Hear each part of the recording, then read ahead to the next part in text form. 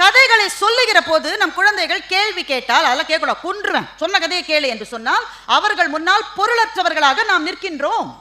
எனவே அவர்களினுடைய அறிவு தளத்திலே இருந்து அந்த கதைகளை மாற்றி சீரமைக்கின்ற ஒரு பொறுப்பும் இன்றைய பெற்றோர்களான, இன்றைய ஆசிரியர்களான, இன்றைய படைப்பாளிகளான நமக்கு இருக்கிறது. இப்ப நான் ஒரு கதையை மறுசீரமைப்பு பண்ணிருக்கேன், நீங்க கேளுங்க. அதை இந்த முயலும் ஆமையும் பந்தயம் இருக்குல்ல, இந்த கதையை 2000 வருஷ கதைங்க, இது உலகத்திலே பழைய கதை, இதுதான் ஈசாப் எழுதிய கதை இது. இந்த கதையை கேட்கும் போதெல்லாம் எனக்கு ரொம்ப கஷ்டமா இருக்கும். அந்த முயல் ஏன் பாதியில் தூங்கிச்சு? அறிவு இருக்கா அவனுக்கு? ரேஸ்க்கு போகும்போது பாதியில் தூங்குவியா நீ? ஓய்வு வேணா எடு, ஏன்னா ஆமை ரொம்ப பின்னாடி இருக்கு, ஓய்வு தூங்கிடுவியா நீ? நல்லா நீட்டு நெளிச்சு தூங்கி அந்த ஆமை நடந்து போற மட்டும் தூங்கிடும். இப்படி ஒரு முயல் இருக்குமான்னு எனக்கு கோவம் வரும். அப்புறம் ஆமை மேலே எனக்கு கோவம் வரும். அதான் பந்தயத்துக்கு போறியே, அந்த ஓட்டை கழட்டி வச்சுட்டு போனா என்ன உனக்கு கழுது, என்ன கஷ்டம் உனக்கு? வேக வேகமா நடக்கலாம் தானே? இந்த கேள்விகள்லாம் எனக்கு வரும் பதில் சொல்றதுக்கு. அப்போ இல்லை இந்த கதையை நம்ம மாற்றி சீரமை. நான் நினைச்சுப்பேன் அந்த ஆமை ஒரு பெண், அந்த முயல் ஒரு ஆண் என்று நான் நினைத்துக் கொள்வேன். ஏன் அந்த ஆமை ஒரு பெண் என்றால், எங்கே போனாலும் ஓட்டை கழற்ற முடியாத ஆமை போல பெண் என்கிறவள் எங்கே போனாலும் வீட்டை சுமந்து கொண்டே இருக்கிறாள். பெரும் பதவிகள் இருப்பாங்க, வக்கீலா இருப்பாங்க, டாக்டர்ஸ் இருப்பாங்க, நீதிபதிகளா இருப்பாங்க, பெரும் பெரும் பதவிகள் இருப்பாங்க. ஆனால் வீட்டில் இருந்து ஒரு ஃபோன், பாப்பா வந்துட்டல, சாப்பிட்டல. போலீஸ் எவ்வளோ பேர் இருக்காங்க, தாமதமாக தான் வீட்டுக்கு போக முடியும். ஒவ்வொரு நாள் போன உடனே பிள்ளை சாப்பிட்டேனா, நீ சாப்பிட்டியா, மாமா சாப்பிட்டாரா, எல்லாரும் சாப்பிட்டாரான்னு கேட்டுக்கிட்டே இருப்பா. நீ சாப்பிட்டியான்னு கேட்க பெரும்பாலும் ஒரு நாதி அவளுக்கு இருக்காது. அப்போ ஓட்டை கழற்ற முடியாத ஆமையை போல தன்னுடைய வீட்டை கழற்ற முடியாத பெண்ணாக அந்த ஆமை இருந்ததோன்னு நினைப்பேன். ஆனால் அந்த கதையை கொஞ்சம் மாற்ற வேண்டிய காலகட்டத்தில் இருக்கு. ஏன்னா முயல் தூங்காது, வெற்றியாளர்கள் தூங்க முடியாதுங்க. வெற்றி பெறுவதற்காக ஓடுகிறவர்களுக்கு தூக்கமே வராது. அவனுக்கு எவ்வளவுதான் பின்னாடி இருந்தாலும் நான் ஜெயிக்கணும்ன்ற எண்ணம் இருக்கிறவனுக்கு தூக்கம் எப்படி வரும்? அந்த கதையை மாற்ற வேண்டும். முயல் வந்து உட்காந்து தூங்கலை, சும்மா உட்காந்துருந்தது. அப்போ அந்த இடத்துல ஒரு ஜென் துறவி வந்தார். துறவி வந்து முயல்கிட்ட கேட்டார், என்ன பண்ணிட்டு இருக்க? ஒரு பந்தயத்துக்கு நடுவில் ஓய்வு எடுக்கிறேன். பந்தயத்துக்கு நடுவில் எதுக்கு ஓய்வு எடுக்கிறேன்? ஏன்னா ஆமை ரொம்ப பின்னாடி வருது. ஆமையோடைய பந்தயம் போடுறேன். ஆமாம், என்ன பந்தயம்? யார் வேகமாக ஓடுறாங்கன்னு பந்தயம். இதுக்கு பந்தயம் வேற தேவையா? இந்த உலகத்துக்கே தெரியுமே முயல் தான் வேகமாக ஓடுன்னு உலகத்துக்கே தெரியும். நீ எதுக்காக பந்தயம் ஓடுறேன்? நான் முயல் யோசிச்சுது, ஆமாம் இல்லை, உலகத்துக்கே தெரியும் நான் தான் வேகமாக ஓடுறேன்னு. ஒரு பதக்கம் கொடுப்பாங்க, அதுக்காக ஓடுறேன். பதக்கத்தை எங்கே மாட்டுவேன்? ஆமாம், மாட்டவே என்னோட வலையில் இடம் இல்லையே. அப்போ பதக்கத்தையும் மாற்ற முடியாது, உலகத்துக்கே தெரிஞ்சதுக்கே எதுக்கு ஓடுற நீ? இல்லை, நான் வந்து ஒவ்வொருத்தரோடையும் ஓட போய் நான் தான் ஃபாஸ்டஸ்ட்னு ப்ரூவ் பண்ண போகிறேன். யாரோடலாம் ஓட போகிறேன்? நாளைக்கு தவளை, நாளான்னைக்கு பாம்பு, அடுத்த நாள் புறா. என்னைக்கு முடியும் உன்னோட பந்தயம்? நீ என்னதான் வேணும் உனக்கு? முயல் சொல்லிச்சு, பந்தயத்துலலாம் ஜெயிச்சுட்டு நல்ல புல்வெளியில் உட்காந்து சுகமாக காத்து வாங்க போகிறேன், அதான் இப்போவே வாங்கிட்டு இருக்கிய என்றவுடன் முயல் இந்த பந்தயத்தில் நான் ஓடவில்லை என்று விடை பெற்றுக் கொண்டது. எனவே முயல் சொன்னது, நான் தோற்றேன் என்பது உண்மை அல்ல, நான் பந்தயத்திலிருந்து விலகிவிட்டேன் என்பதுதான் உண்மை என்று முயல் சொன்னது. இப்படித்தான் வாழ்க்கையில பல சமயத்துல தேவையில்லாத பந்தயங்களை நம்ம ஓடிக்கிட்டே இருக்கோம்ல, உண்டா இல்லையா? யாருக்கோ எதையோ நிரூபிப்பதற்காக ஏதோ ஒரு பந்தயத்தில் நாம் ஓடிக்கொண்டே இருக்கிறோம். சில சமயங்களில் யோசித்து பார்த்தால் இந்த பந்தயம் எனக்கு எதற்கு என்று யோசிக்க கூட நேரம் இல்லாமல் அந்த பந்தயத்திலே ஓடிக்கொண்டிருக்கிறோம். அப்ப இந்த கதையிலிருந்து நாம் தெரிந்து கொள்ள வேண்டிய மிக முக்கியமான விஷயம், எது பிடிக்கிறதோ, எது மகிழ்ச்சியை தருகிறதோ அதற்காகத்தான் நம்முடைய நேரம் செலவழிக்கப்பட வேண்டுமே ஒழிய யாருக்கோ எதையோ நிரூபிப்பதற்காக நம்முடைய நேரம் செலவழிக்கப்படக்கூடாது.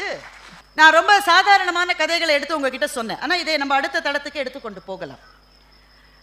சோ தர்மன் எழுதிய சூல் என்கின்ற நூல் இங்கே புத்தக கடையில் நிச்சயமா இருக்கும், வாய்ப்பு இருந்தால் நீங்கள் வாங்கி படிக்க வேண்டிய ஒரு நூல். அது பரிசு பெற்ற நூல். அதில் கொப்பளாயின்னு ஒரு கேரக்டர் வருது. அந்த கதாபாத்திரத்தை பற்றி மாத்திரம் தான் சொல்கிறேன், மொத்த கதையெல்லாம் சொல்ல எனக்கு நேரம் இல்லை. அந்த பாட்டி அம்மா என்ன செய்யுது, அந்த அம்மாவுக்கு குழந்தை இல்லை, அதனால் தன் தங்கச்சியே தன்னுடைய கணவருக்கு திருமணம் செஞ்சு வச்சுட்டு இந்த அம்மா தனியாக வாழுது. தனியாக யாரோட வாழ்கிறது என்றால் அந்த வீட்டில் இருக்கிற எருமை மாடுகளோடு வாழ்கிறது. எந்நேரம் அந்த வீட்டுக்கு பக்கத்தில் யாராவது போனால் அந்த அம்மா பேசிக்கிட்டே இருக்கு, அந்த பாட்டி பேசிக்கிட்டே இருக்கு. யாரோட பேசுது இந்த கிழவி? ஒத்துருமே இல்லையான்னு எட்டி பார்த்தா எருமை மாட்டோட பேசிக்கிட்டு, பேசுறதுக்கு யாரும் இல்லை, எருமை மாட்டோட பேசிக்கிட்டு இருக்கு. அந்த பாலை கறந்து அதை மோராக்கி அந்த ஊர் வழியாக மாரியம்மன் கோயிலுக்கு போகிற எல்லாருக்கும் ஃப்ரீயாக அந்த பாட்டி மோர் கொடுத்துட்டு இருக்கு. அதுதான் அதனுடைய வாழ்க்கையே. இந்த பாட்டிக்கு ஒரு உறவுக்கார பையன் இருக்கான், அவன் ஓடி போய் மெட்ராஸில் வேலை செய்யறதுக்கு போகிறான், திரும்பி வரான். பாட்டி கேட்குது, எங்கடோ மெட்ராஸ் மட்டுமா போன, என்ன செய்கிறாங்க?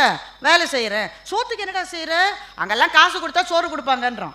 உடனே அந்த அம்மா, அந்த பாட்டிக்கு கோவம் வந்துருச்சு, காசு கொடுத்தா சோறு கொடுக்கறது ஒரு ஊராடா, அந்த ஊரே வழங்காம போகுன்னு சொல்லுது அந்த பாட்டி.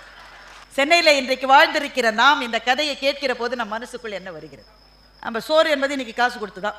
வீட்டில் சமைப்பதே குறைந்து விட்டது. எங்கள் பக்கத்து வீட்டுக்காரர் வந்து 2 பேர் இருக்காங்க. எங்கள் பக்கத்து வீட்டில் கணவன் மனைவி இருக்காங்க.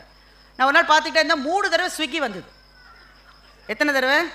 3 தடவை. எனக்கு இந்த கேள்வியெல்லாம் வந்துக்கிட்டே இருக்கும்.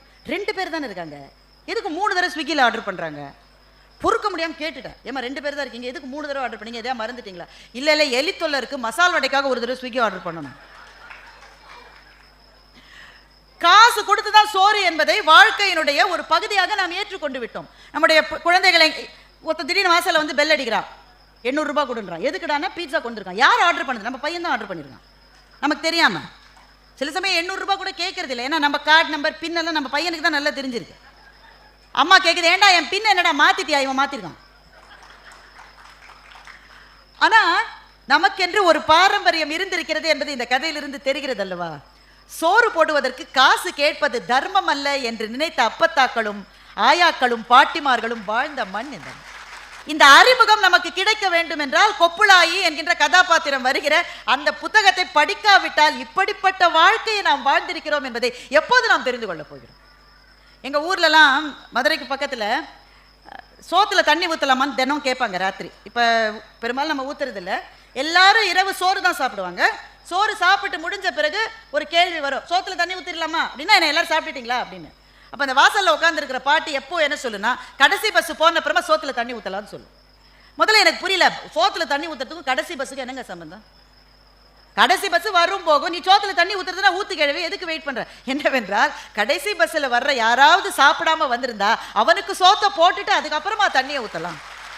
இப்படி ஒரு தர்மம் இந்த மண்ணிலே இருந்தது என்பதை நமக்கு அறிமுகப்படுத்தவே கதைகள் தேவையாயிருக்கின்றன. இப்படி ஒரு கதையை நம்முடைய பிள்ளையிடம் சொன்னால் எப்படி இருக்கும்? அவனுக்கு அந்த வாழ்க்கையே தெரியாதுல்ல. கு அழகிரிசாமியை பற்றி கேள்விப்பட்டிருப்பீர்கள். இது அவருடைய 100வது ஆண்டு.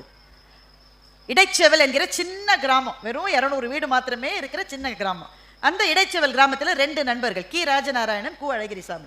2 பேருமே அவ்வளவு சின்ன கிராமத்திலே வாழ்ந்து 2 பேரும் சாகித்ய அகாடமி விருது பெற்றவர்கள் என்றால் தமிழுக்கு எத்தனை பெரிய பெருமை!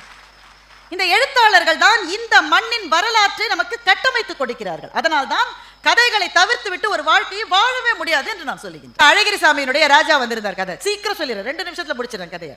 ஒரு அரசு பள்ளி, அந்த அரசு பள்ளியில் ஜமீன்தாருடைய கடைசி பையன் வந்து படிக்கிறான். அதே அரசு பள்ளியில் முத்தம்மான்ற ஒரு பெண்ணு படிக்குது. ரொம்ப வறிய குடும்பம். அவன் ஒரு புக்கு வச்சிருக்கான். அந்த புக்கை பார்த்து என் புக்கில் யானை இருக்கு அப்படின்னு அவன் சொல்றான். முத்தம்மா சொல்லுது, என் புக்கில் குருதை இருக்கு. அவன் சொல்ல, என் புக்கில் சிங்கம் இருக்கு. இது ஒன்று சொல்லுது, என் புக்கில் ஒட்டகம் இருக்கு. இப்படியே 2 முட்டி மோதிக்கிட்டே இருக்கும். முத்தம்மானா ரொம்ப ஏழை பொண்ணு. தீபாவளி வருது, அவங்க வீட்டில் எதுவுமே இல்லை. அந்த முத்தம்மாவோட அம்மா ரொம்ப கஷ்டப்பட்டு பசங்களுக்கு மட்டும் சட்டை எடுத்துருச்சு. கணவனுக்கு எதுவுமே புதுசாக எடுக்க முடியல, காசு இல்லை. ஒரே ஒரு துண்டு மட்டும் வாங்கியிருக்கு. நம்ம தீபாவளிகள் இப்படிலாம் இருந்திருக்கு, சொன்னால் நீங்கள் நம்புவீங்களா? அப்படிப்பட்ட நிலைமையில நம்ம குடும்பங்கள் இருந்திருக்குங்க. எதுவுமே வாங்க முடியாமல் பிள்ளைக்கு மாத்திரம் ட்ரெஸ் வாங்கிட்டு அவள் தனக்கு வாங்கணும்னு நினைக்கவே இல்லை பாருங்க. நாம் இன்னைக்கு சொல்லிட்டு இருக்கோம், நம்ம போத்தீஸ்க்கு போகலாமா, நம்ம அங்கே போகலாமா, சரவணா ஸ்டோர்ஸுக்கு போகலாமா. நம்ம அப்பத்தாவும் பாட்டியும் இதெல்லாம் கனவுல கூட நினச்சி பார்த்ததில்லை. அந்த அம்மா தனக்கு எதுவும் வாங்கணும்னு நினைக்கல. தன்னுடைய கணவன் பாவம் உழைக்கிறவன், அவனுக்கு ஒரு துண்டு மாத்திரம் வாங்கி வச்சிரு. அப்புறம் தீபாவளிக்கு என்ன பலகாரம்னு நினைக்கிறீங்க? இட்லி தாங்க பலகாரம். தீபாவளி செய்கிற உணவின் பேர் தான் இட்லி. 2000 வரை வெரைட்டி இட்லி செஞ்சிருக்காரு இனியவன். அவரோட அப்பத்தாட்ட போய் கேளுங்க, மயக்கம் போட்டு விழுந்துடும். நான் ஒரு இட்லியே தீபாவளி தான் சாப்பிட்டேன். இட்லி தாங்க தீபாவளிக்கு பணியாரம், பலகாரம் அதுதான். இன்னைக்கு நம்ம வீட்டில் பாக்ஸா வந்து அப்படியே வேஸ்டா போகுது. அதெல்லாம் இன்றைக்கு இட்லி தான் பலகாரம். அந்த அம்மா இட்லி செஞ்சு வச்சிருக்கு. நீ காலையில் தீபாவளி அன்னைக்கு காலையில் பார்த்தா இவங்க இட்லி சாப்பிட்டுட்டு வீசின அந்த இலை இருக்குல்ல, அந்த இலையை ஒரு சொறி பிடிச்ச பையன் அந்த இலையை வழித்து சாப்பிட்றோம். இந்த அம்மாவுக்கு மனசு வருத்தமாயிருச்சு.